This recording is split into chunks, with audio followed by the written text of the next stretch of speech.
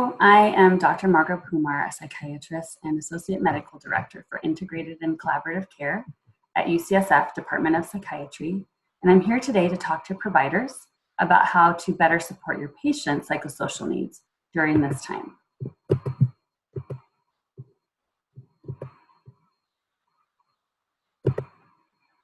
A day in the life of our patients is a really intense one.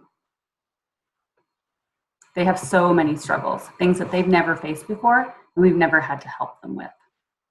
You know, a lot of us are learning important resources, but it's important just to take some time and think about what your patients are going through and the emotions that go with them.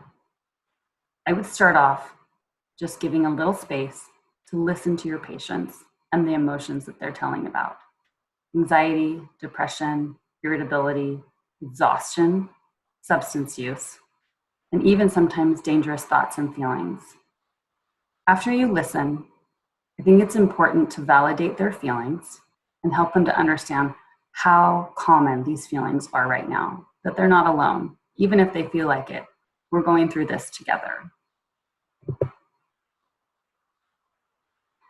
As you're working with your patients, it's also important to think about some particular vulnerable populations. We know that many of your visits are about psychosocial issues, and the prevalence of depression and anxiety is likely to more than double during a humanitarian crisis. Additionally, the frequency of interpersonal violence is already high, 1 in 4 women and 1 in 10 men. And we know from anecdotal and early evidence that this is only going to rise with shelter in place during COVID-19. For our people with disabilities, children and adults, they are also more likely to have comorbid health disorders that put them at greater risk, and they're less likely to communicate these things to us. So it's important for us to slow down and think about how we can fully assess the problems that are happening with them. And finally, for our patients who struggle economically, they're even more likely to be exposed to the virus, have higher rates for mortality, and suffer economically. So we need to think about how to address their needs as well. I like to start with my patients by helping them just to manage the new normal. I recommend encouraging them to plan their routine. Everything about our routine currently is off. The normal cues that we have to get up, brush our teeth, have meals, go to bed, exercise have all changed. So I encourage you to tell your patients to get some structure. It's also important to stay safe. For patients who are not anxious and are taking this lightly, it's important to make sure that they have accurate information. It's important to limit the media, as it is often a common trigger for stress, as research shows.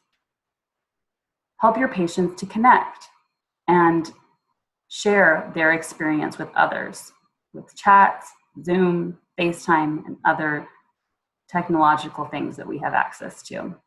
I encourage people to have a go-to app. I don't normally say this, but during this time, I think it's important and helpful. And finally, for patients who are managing things okay, I think it's important to reach out to others. It gives them a sense of purpose and connectedness. Here are some examples of some apps that I encourage our patients to use. There's some more of these on the psychiatry website.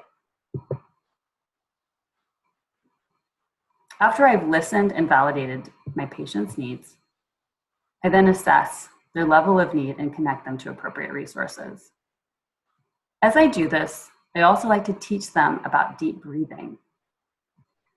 If I have a number of patients a day and I do this with each one, I know I'm taking care of myself as well. And so I encourage you to do this. It only takes a couple of minutes and they find it helpful. And I think you will too. Many more of your patients will require medications or an increase in dose. So it's important to be thoughtful of that. Please try and think about providing universal education for a number of things. Most importantly, for domestic violence or interpersonal violence. While your patients are on Zoom or telephone, it's impossible to know for sure if there's anyone else with them. And so that we don't put them at risk, it's helpful to say that you simply provide this information for all your patients and tell them about hotlines and websites that they can use. Many of our patients are also using more substances, so educate them on this as well. As I mentioned, the psychiatry.ucsf.edu/coronavirus has so many important resources available for wellness, and I encourage you to reach out to those yourself, but also show those to your patients. Thank you so much. Thank you for all that you do for your patients, and thank you for taking this time to think about how you can provide for their psychosocial needs.